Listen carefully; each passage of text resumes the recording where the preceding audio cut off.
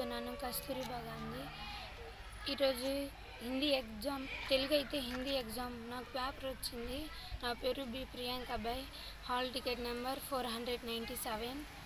నేను ఇన్విజిలేషన్ మేడంకి చెప్పాను, నాకు తెలుగు పేపర్ రావాలి మేడం, హిందీ పేపర్ కాదు అని చెప్తే, నువ్వు నోరు మూసుకొని రాస్తావా రాయవా అని గట్టిగా భయపెట్టింది. దాంతో నేను సార్కి చెప్పలేకపోయాను. ఏం రాసావు వాళ్ళ ఎగ్జామ్? మరి హిందీ రాసావా బాగా? రాయలేదు సార్.